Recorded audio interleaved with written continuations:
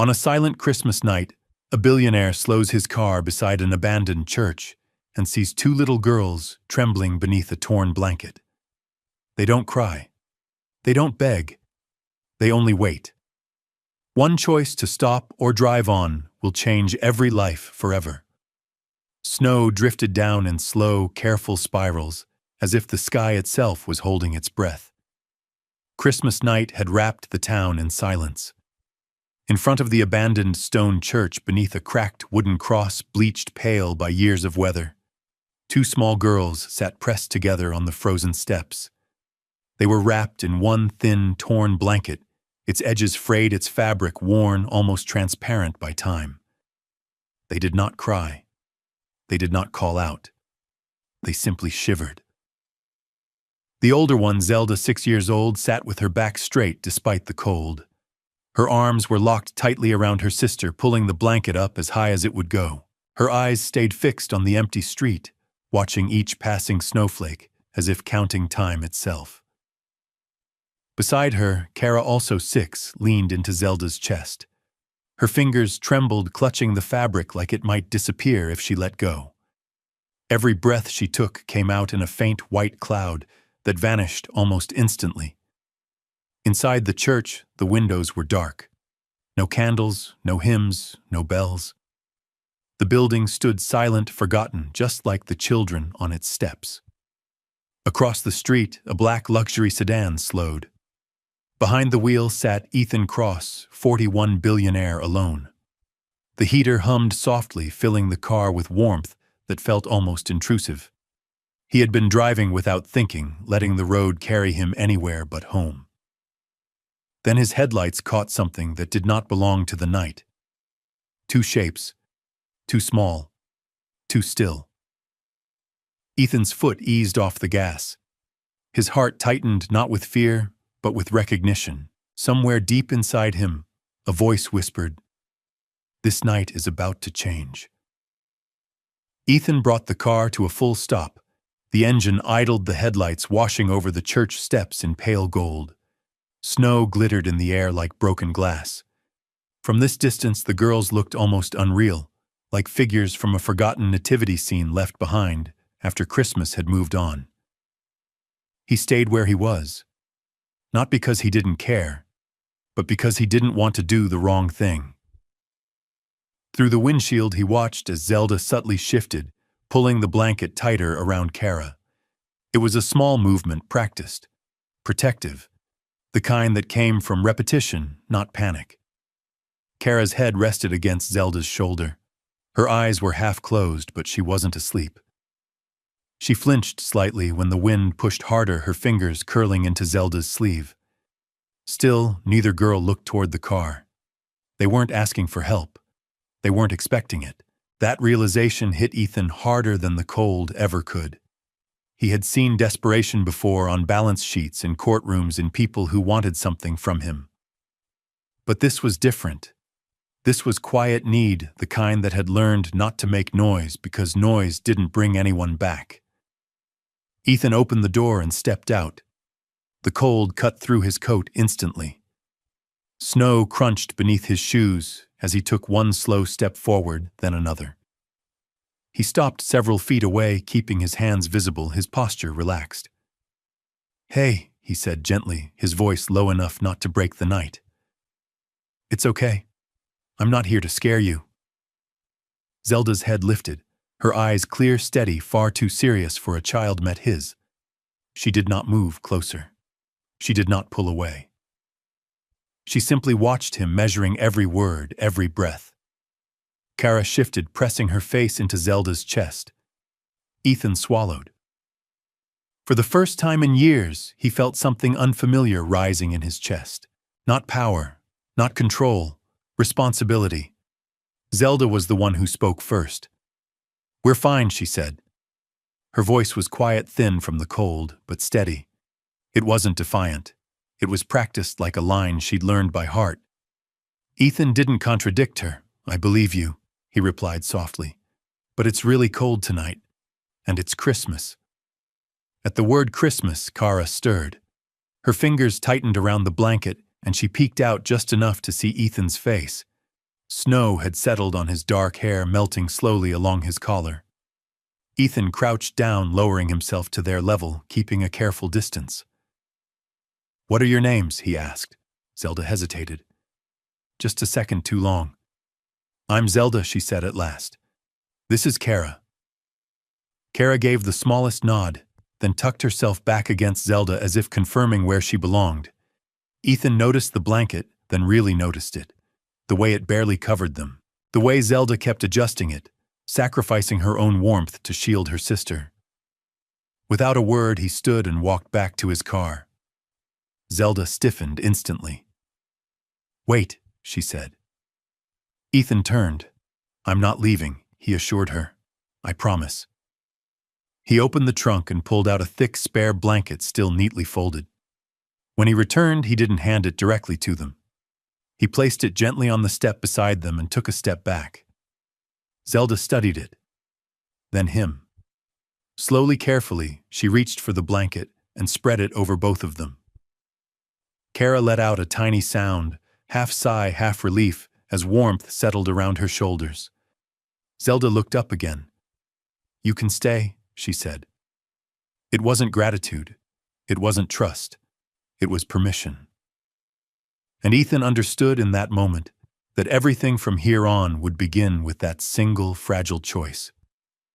The new blanket changed everything and nothing at all. Kara let out a soft breath, the kind that slips out before a person even realizes they've been holding it. Her shoulders relaxed just slightly as warmth wrapped around her small frame. Zelda felt it immediately. She adjusted the blanket again, instinctively, pulling more of it over her sister than herself. Ethan noticed. He stayed exactly where he was. "I can sit over here," he said quietly, lowering himself onto the cold stone step a few feet away. "I won't come closer unless you ask." Zelda studied him again. The snow, his shoes, his hands, the way he didn't rush the silence. "Why are you here?" she asked. It wasn't suspicion. It was curiosity sharpened by experience. Ethan looked at the abandoned church behind them, the dark windows, the weathered door that no longer opened for anyone. "I was driving," he said honestly. "I didn't have anywhere important to be." Kara peeked out from the blanket again. "It's Christmas," she whispered, as if reminding him. "I know," Ethan replied. "That's why I stopped."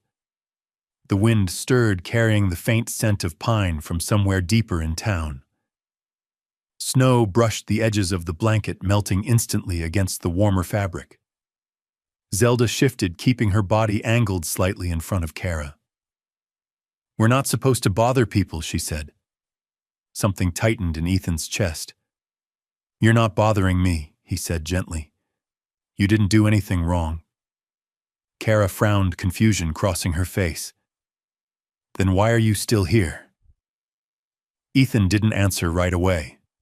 Because leaving would be easier. Because staying meant seeing things he could never unsee. Because sometimes, he said at last, people need someone to notice them. Zelda's fingers curled into the blanket. Her jaw tightened just a little. "We don't need saving," she said. Ethan nodded. "I hear you." That answer surprised her. The church bell tower loomed overhead, silent and unmoving. The town slept on, unaware that something fragile and important was unfolding on its edge. Kara leaned closer to Zelda. "My feet don't hurt anymore," she murmured. Zelda closed her eyes for a second, and in that tiny pause, the space between fear and kindness grew just a little smaller. Ethan's phone buzzed softly in his coat pocket. He ignored it. Instead, he pulled off one glove and pressed his bare palm against the stone step beside him. The cold shocked his skin instantly. He wanted to feel it, to understand even for a moment what Zelda and Kara had been sitting in for who knew how long. "You've been here a while," he said, more observation than question. Zelda nodded once. "We come every Christmas," she said. "It's quiet." Kara added, "And nobody gets mad here."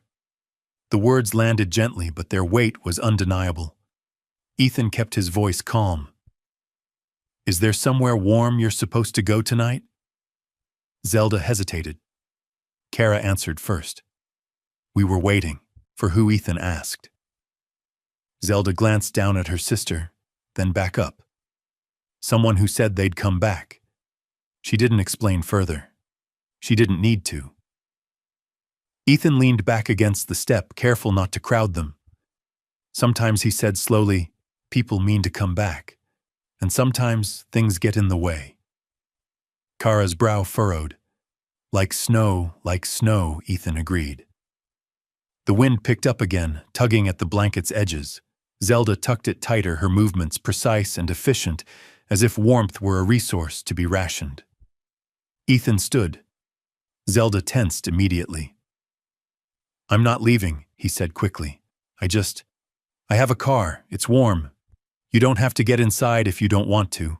You can just sit near it, out of the wind. Kara looked at the street, at the car, at the glowing interior visible through the windows. Zelda didn't move. Will you go away if we don't? She asked. Ethan shook his head. No. A long silence followed. Snowflakes settled in Zelda's hair, melting slowly. Kara's shivering had lessened, but it hadn't stopped. Finally, Zelda spoke. We can stand up, she said, but we don't hold hands with strangers. That's a good rule, Ethan replied. He walked to the car and opened the rear door, letting warm air spill into the night like a quiet invitation. Then he stepped back again, giving them space. Zelda rose first, steadying Kara as she stood. Kara wobbled, then found her balance, clutching the blanket around them both. They didn't step toward Ethan. They stepped toward the warmth.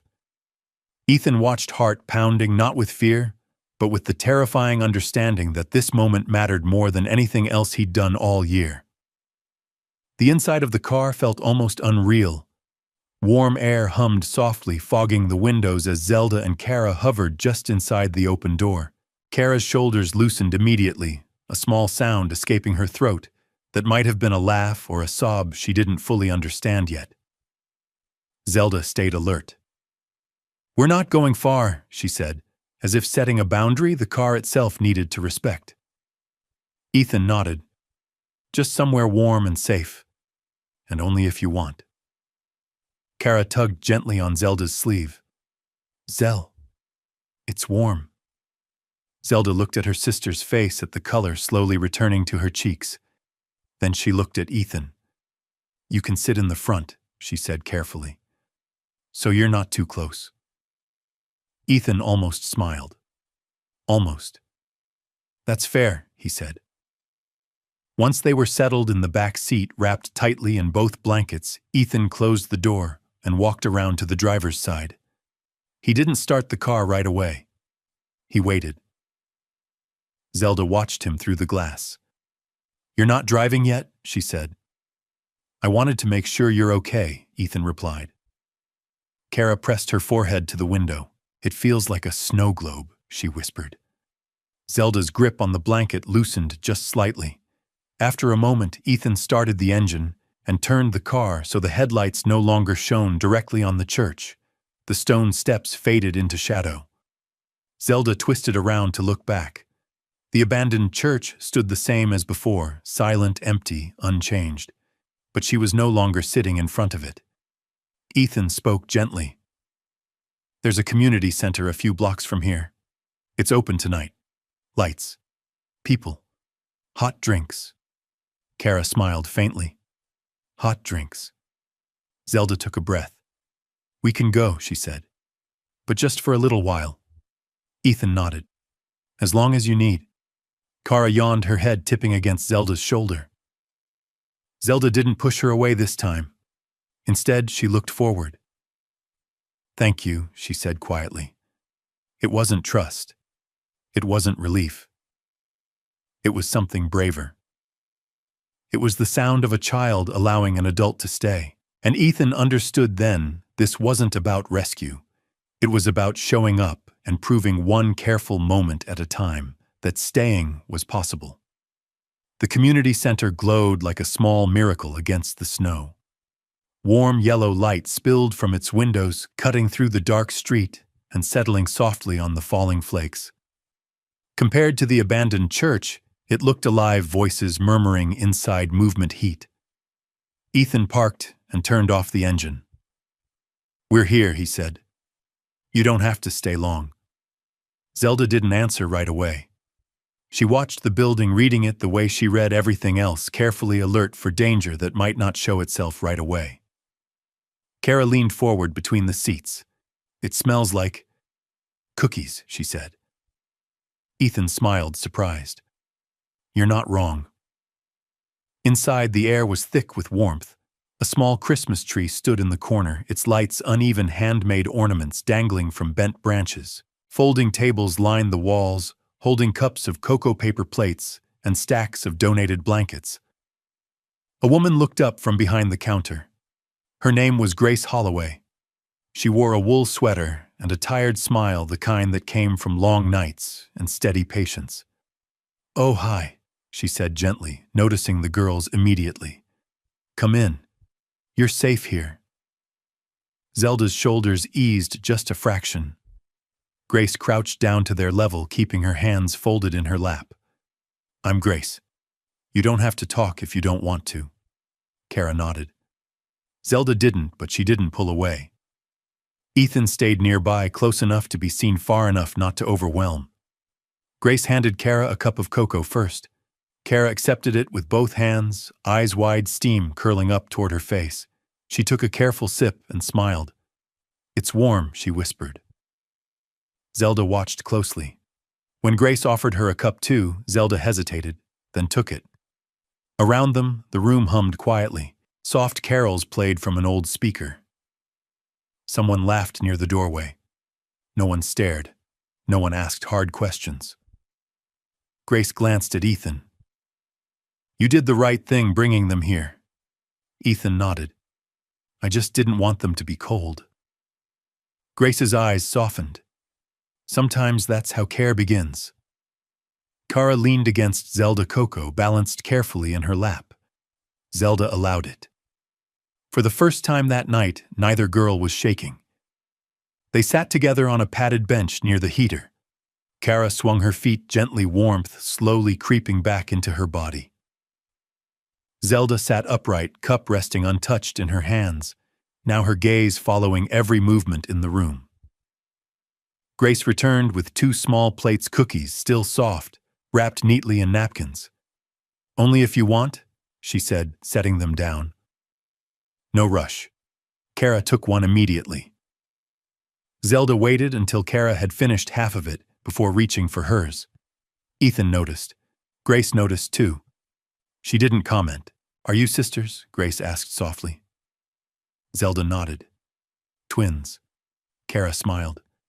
"She's older by 3 minutes." Grace chuckled. "That's important." Zelda almost smiled. "Almost." Grace leaned back slightly, giving them space. "You can stay here as long as you need tonight. We have blankets, a warm room, and people who'll be here until morning." Kara looked up. "All night," yes, Grace said. "All night." Zelda's fingers tightened around her cup. "What happens after?" Grace didn't rush the answer. "After she said we make sure you're safe. We follow rules that are meant to protect kids, and we do it together." Ethan spoke up quietly. "I'm not going anywhere." Zelda turned to him. "You said that before." "I meant it," before he replied. "I still do." Kara leaned closer to him. "You stayed." Something in Zelda's expression shifted. Not trust, but acknowledgement. Grace stood. "I'll check back in a bit," she said. "You can rest." As she walked away, Ethan remained seated nearby, hands folded, present, but not imposing. Zelda finally took a sip of cocoa. Her shoulders dropped a fraction. "It's quieter here," she said. "Yes," Ethan agreed. "It is." Kara yawned, her head tipping sideways. Zelda caught her gently, letting her rest against her arm. Ethan watched, heart tight. "You're good at taking care of her," he said. Zelda didn't deny it. "Someone has to." The heater hummed steadily, filling the room with a sound that felt like reassurance. Outside, the snow kept falling. Inside, something fragile was beginning to settle. Kara fell asleep first. Her breathing evened out, Coco's forgotten head nestled against Zelda's shoulder. Zelda shifted carefully, making sure her sister was comfortable, then stayed perfectly still as if moving might undo the moment.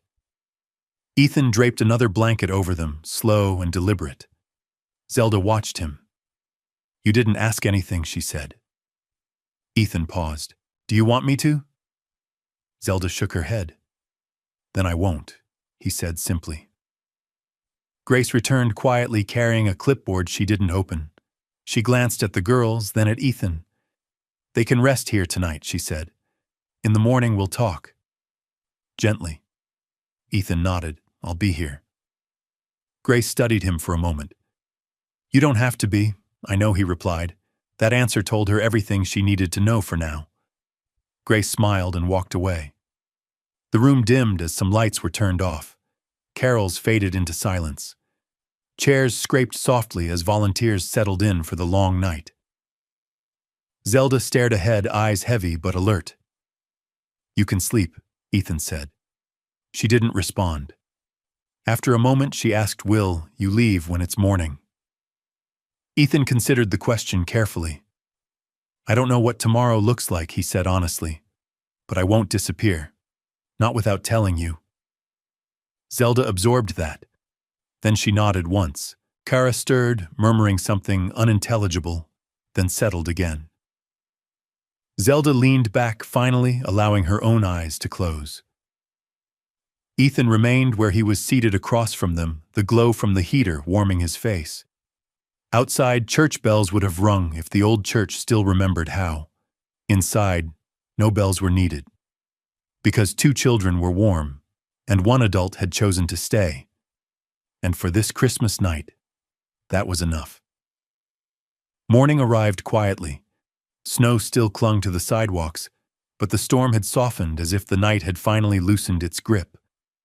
Pale winter light filtered through the tall windows of the community center, landing gently on the blankets wrapped around Zelda and Kara.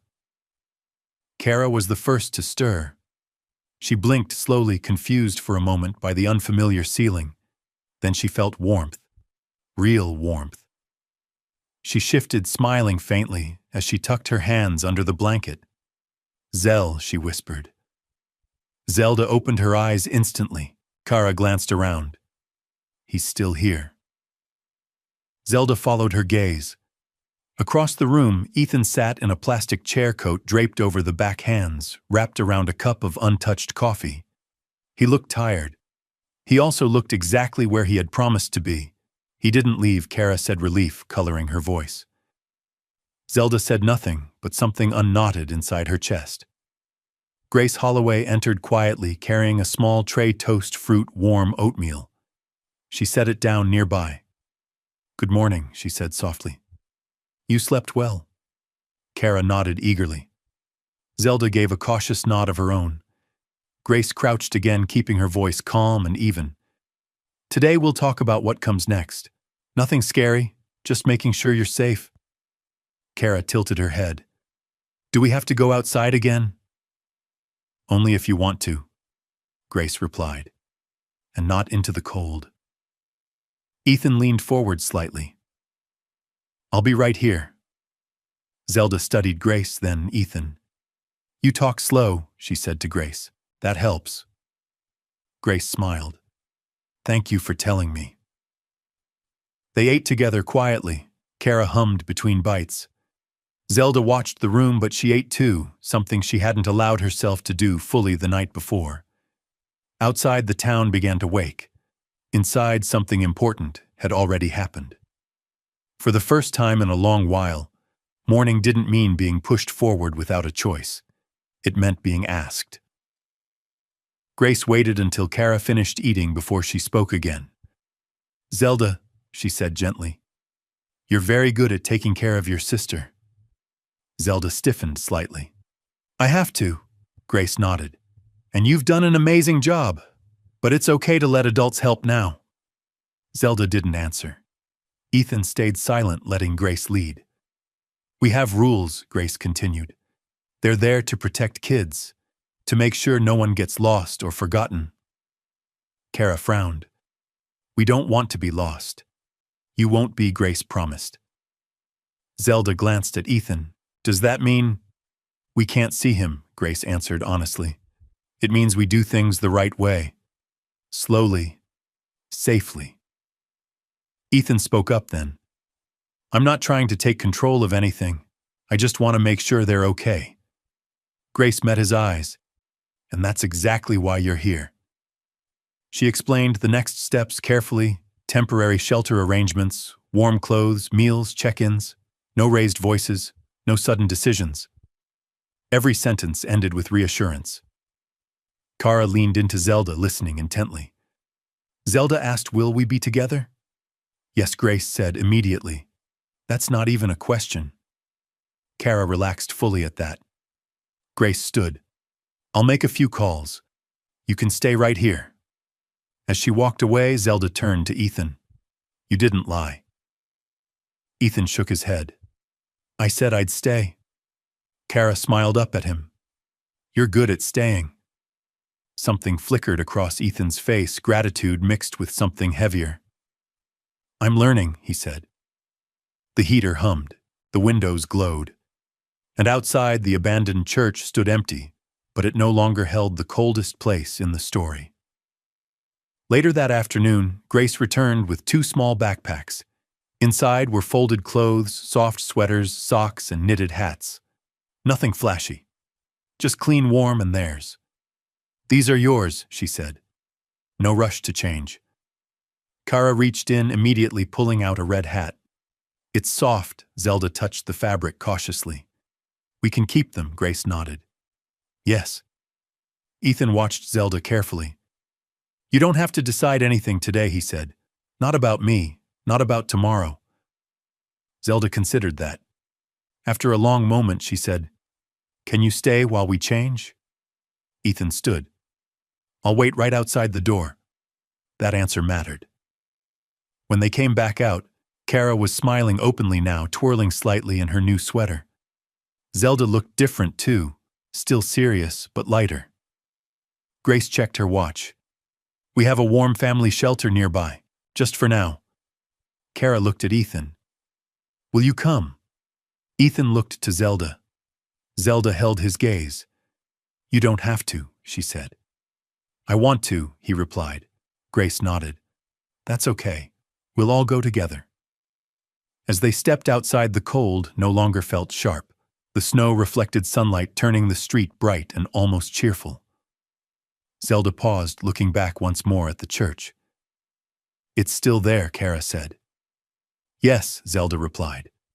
"But we don't have to sit there anymore." Ethan locked the car and opened the door for them. Kara climbed in happily. Zelda hesitated, then followed. It wasn't rescue. It wasn't a miracle. It was something quieter, steadier, and far more real. It was the moment 2 children realized they had choices again. And one man understood that staying didn't mean taking over. It meant walking beside them wherever the road led next. The family shelter was nothing like Zelda had imagined. There were no locked doors, no shouting, no sharp smells or harsh lights. Instead, there was warmth that settled into the walls themselves. Soft lamps, worn couches, the quiet clatter of dishes being washed somewhere down the hall.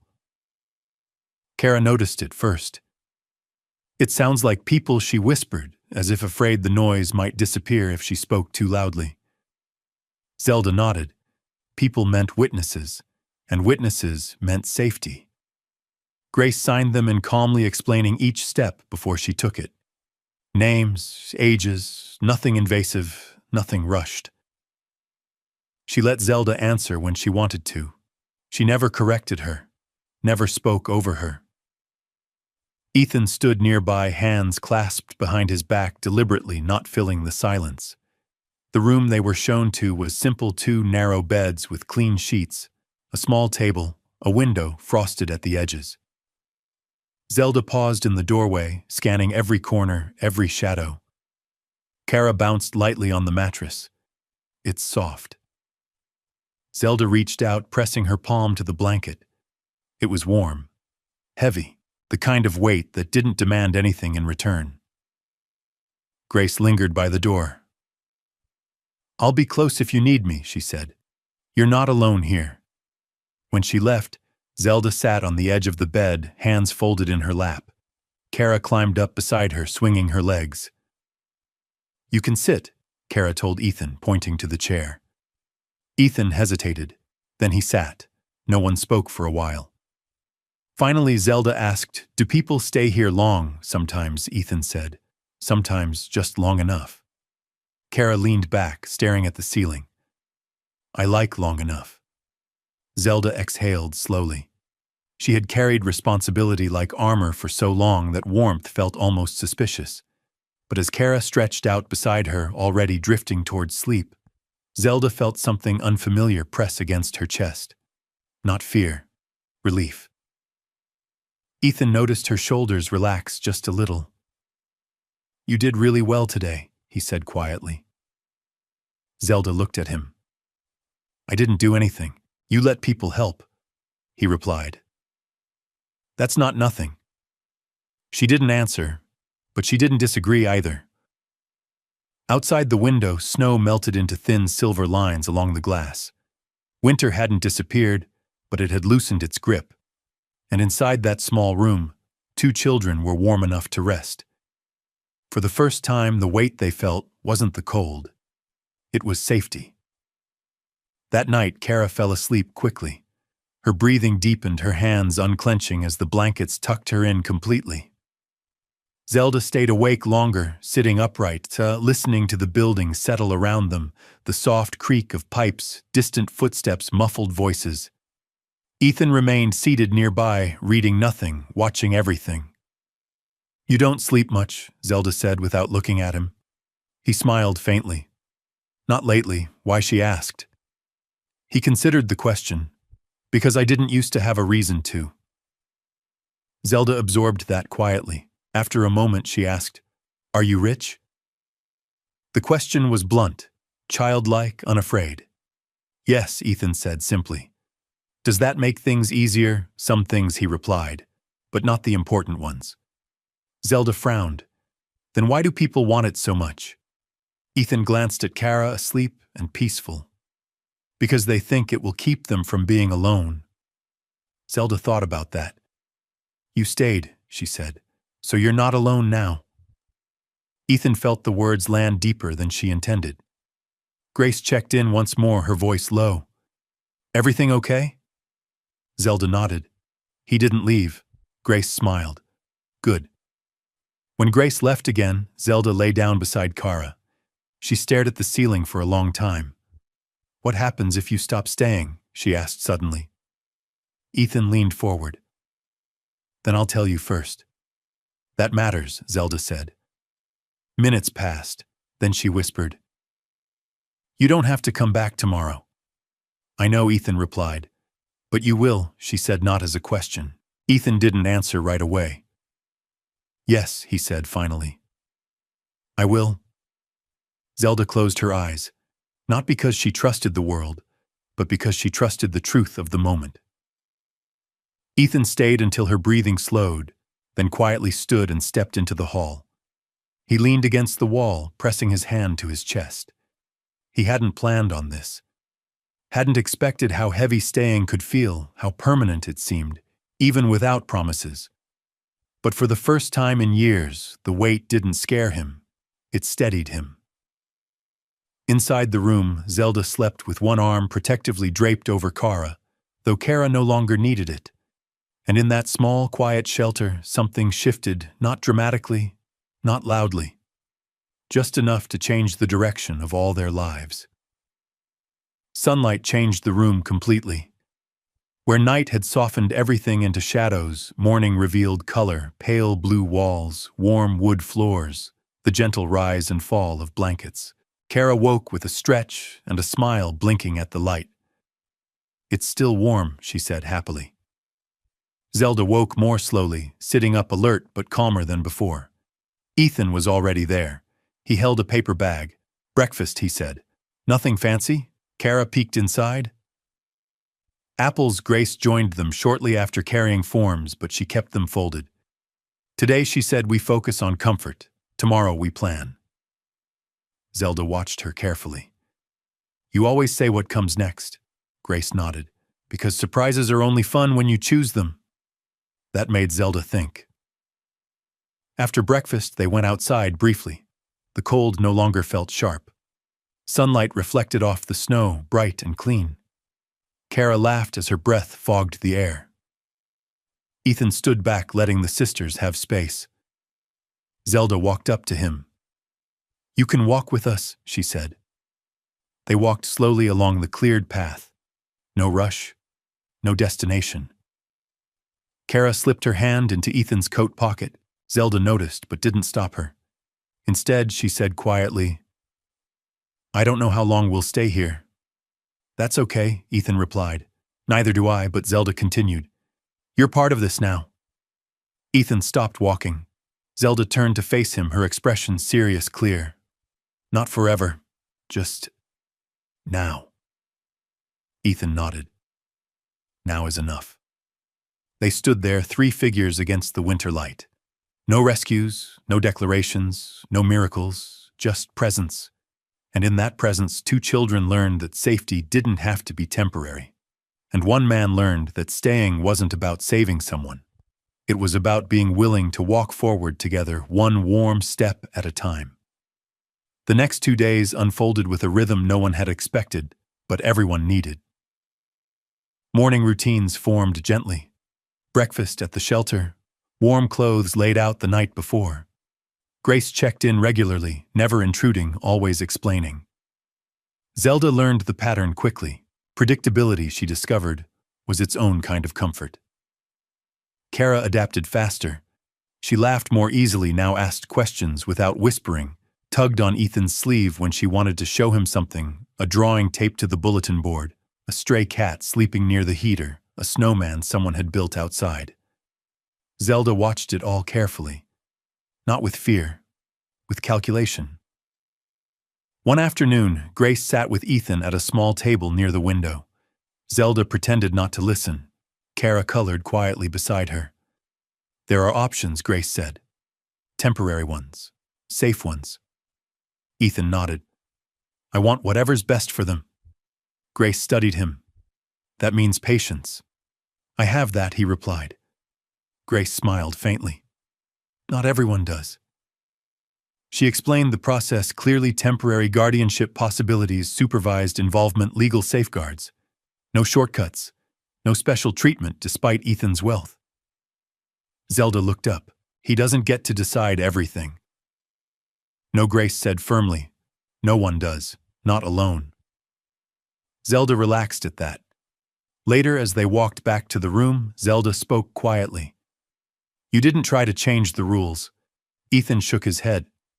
Rules like these exist to protect kids. I wouldn't touch that. Kara skipped ahead. Rules can be good. Zelda smiled just a little. That evening, snow fell again, softer this time. Ethan stood by the window while Zelda sat on the bed, brushing Kara's hair gently. You're good at staying calm, Zelda said suddenly. Ethan looked at her. I didn't used to be. What changed? You did, he answered honestly. Zelda considered that, then nodded once as if filing it away. No one declared anything that night. No plans were finalized. No promises were written in stone. But something solid was forming. Not fast, not loud, just steady enough to hold. Hope arrived quietly, and that made it frightening. Zelda noticed it first. It showed up in small things, Kara asking what tomorrow would be like, instead of if there would be one. The way Ethan left his phone face down, unanswered calls piling up unnoticed. The way Grace began to speak in when instead of if.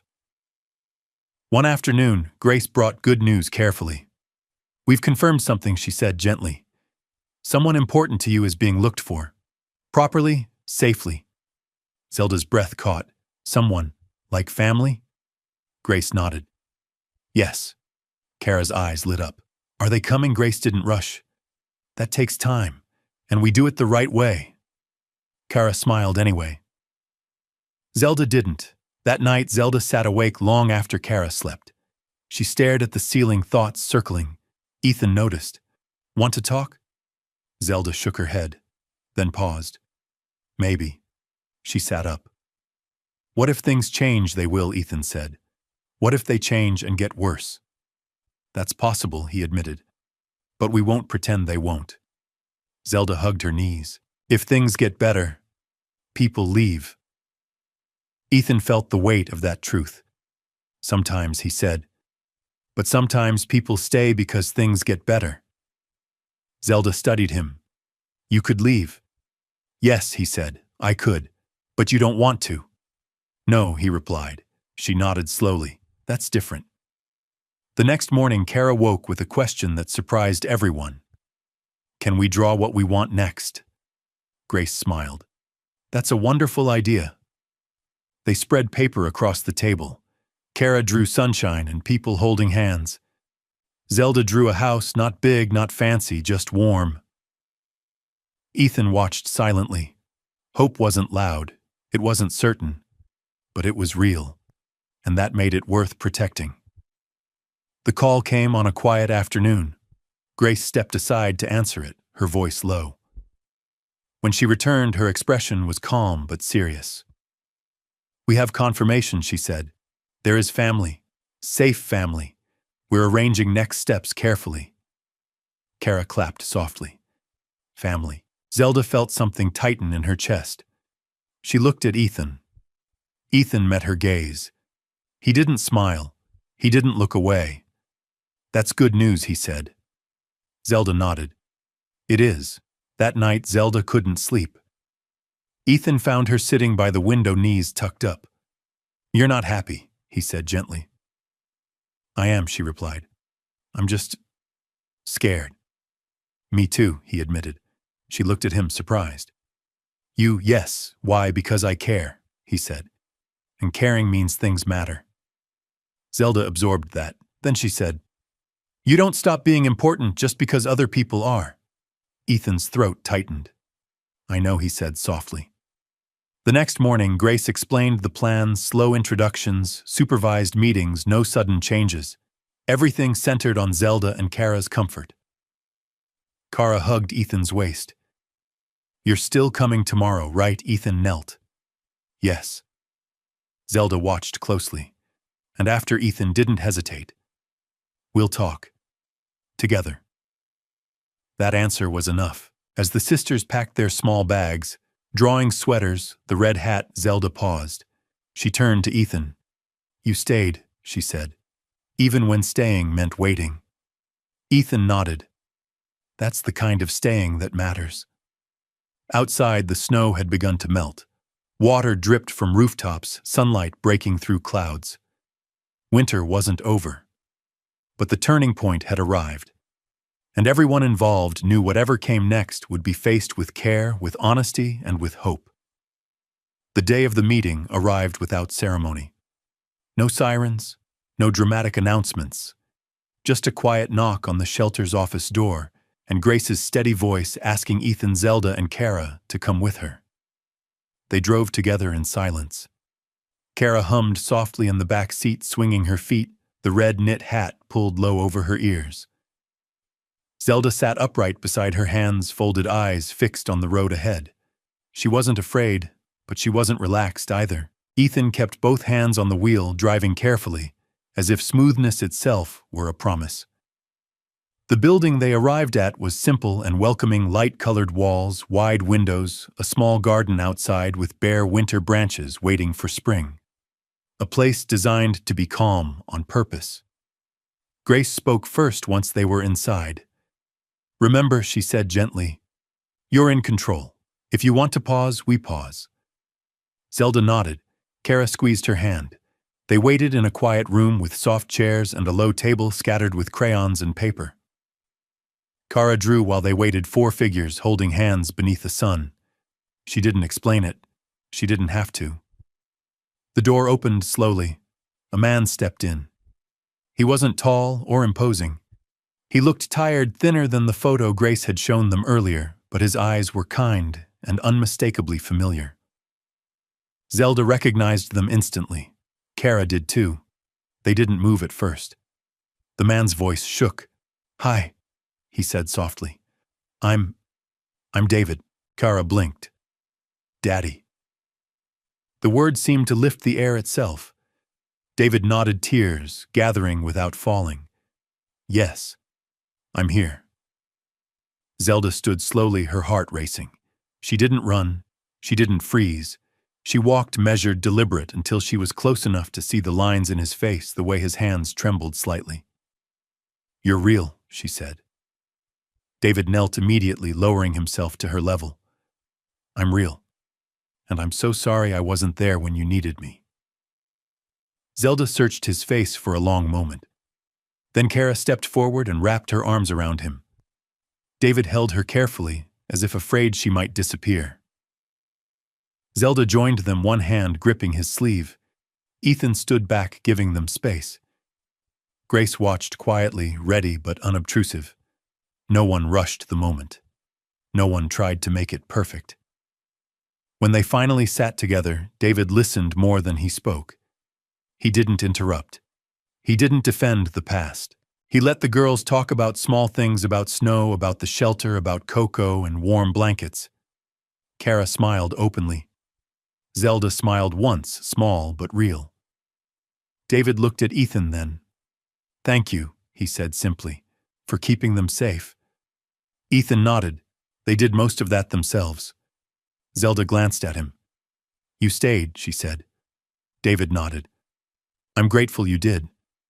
The meeting ended not with certainty, but with something better. Clarity. As they left, Zelda looked back once more. "We'll come again," she said. David smiled. "Whenever you're ready."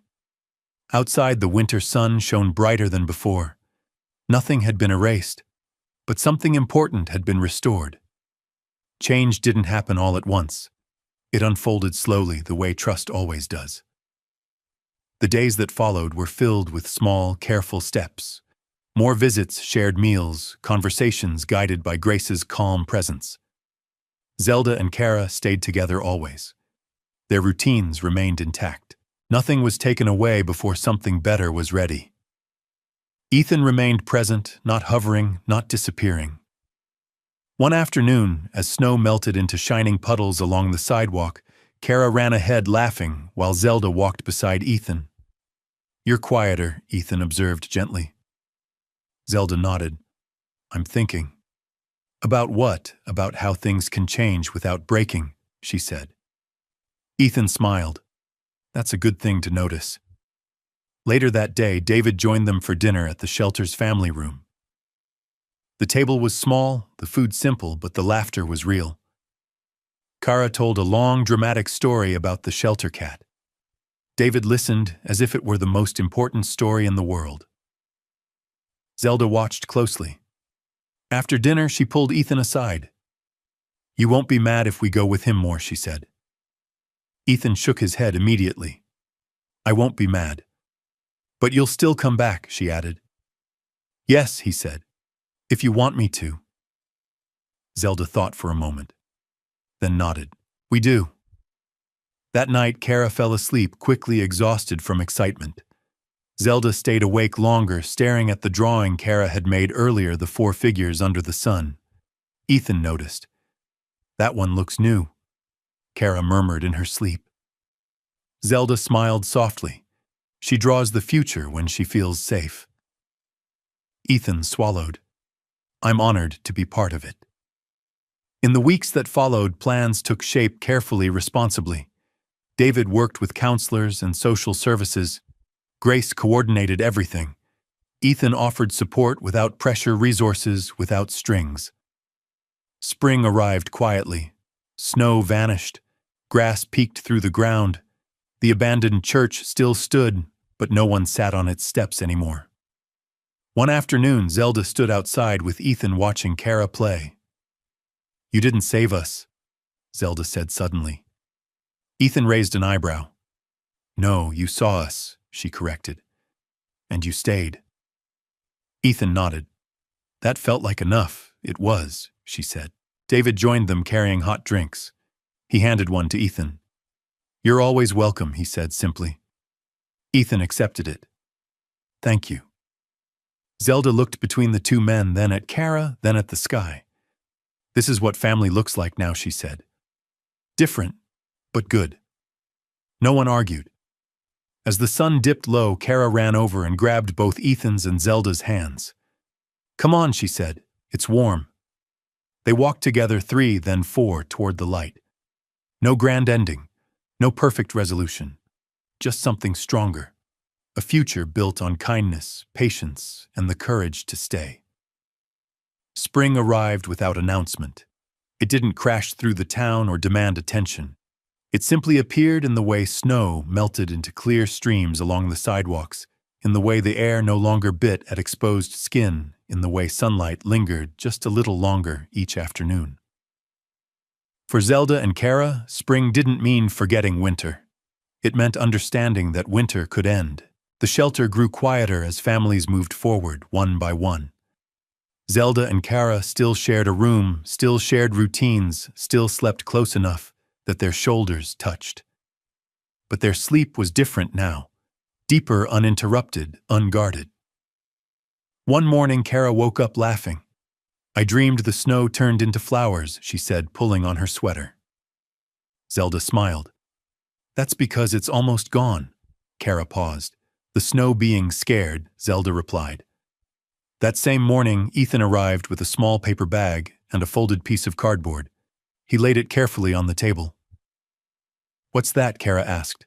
A calendar, Ethan said. So we can count things. Together. Zelda studied it. The days were marked not with obligations, but with moments. Visits, walks, shared dinners, space intentionally left blank. You didn't fill it all, she noticed. No, Ethan said. Some days should be empty on purpose. Zelda nodded in approval. David arrived later that afternoon. Healthier now, stronger, still healing but present, always present. He never rushed the girls, never pushed for closeness. He listened more than he spoke. That day he brought a small box. I found something, he said gently. Inside were photographs. Not many, just enough. Zelda flipped through them carefully. Kara pointed excitedly. That's you, that's us. Zelda stopped at one photo, 2 little girls on a playground bundled up, smiling. You kept these, she said to David. I did, he replied. Even when I didn't know where I was, I knew you mattered. Zelda closed the box slowly. That night, she sat with Ethan by the window. You don't feel like someone who leaves, she said. Ethan smiled faintly. I didn't used to feel like someone who stayed. What changed? Zelda looked out at the street where the abandoned church stood in the distance, still quiet, still unmoving. You stopped, she said. That night. You could have driven past. Ethan nodded. I almost did, but you didn't. No. Then that's when it changed. Weeks passed. The shelter gave way to something more permanent, a small rented house near the edge of town. Not large, not impressive, but warm, bright, safe.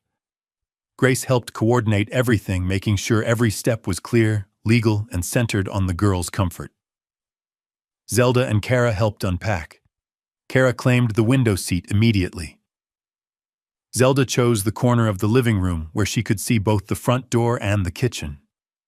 Ethan noticed. He always noticed. One evening, they all sat together at the small dining table. David cooked.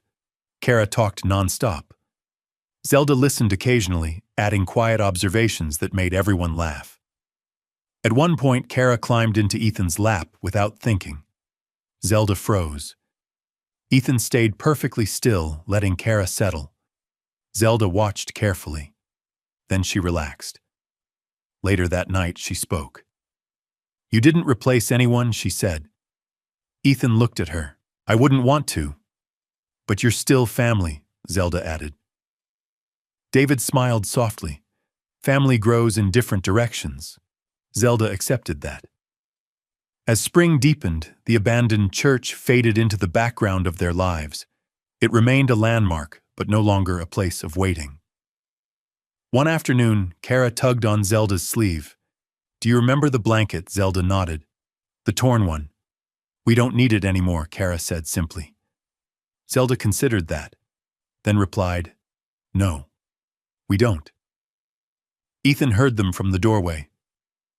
That night, Zelda handed Ethan a drawing. It wasn't elaborate. 4 figures stood beneath a sky half snow, half sun. One corner showed a small stone building with a cross. Another showed a house with light in every window. On the bottom, in careful letters, Zelda had written, "You stayed." Ethan's breath caught. "I'll always keep this," he said. "You don't have to always stay with us," Zelda replied. "But you'll always be part of us." Ethan nodded, emotion thick in his chest.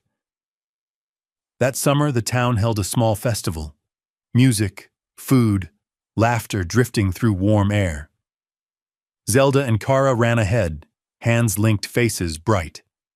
David followed, smiling freely for the first time in years. Grace waved from a booth, pride evident in her eyes. Ethan walked a few steps behind, not because he didn't belong, but because he knew exactly where he stood. Kara ran back and grabbed his hand. "You're slow," Zelda rolled her eyes. "He walks like he's thinking too much." Ethan laughed. "I probably am," he said. They rejoined the crowd together. No one noticed them as anything special, and that was the point. Because the most extraordinary thing about that winter wasn't the cold or the storm or even the night a billionaire stopped his car. It was what came after. 2 children learned that being seen could change everything. One man learned that staying could heal more than wealth ever could. And a family built through patience, responsibility, and quiet courage proved that love doesn't always arrive loudly. Sometimes it arrives in silence and chooses to stay. Did this story move you? Share your thoughts in the comments and rate this story from 1 to 10. Don't forget to like, share, subscribe to the channel, and click the bell icon so you don't miss other heartwarming stories. Click on the last screen to see the next emotional chapter waiting for you. See you in the next story.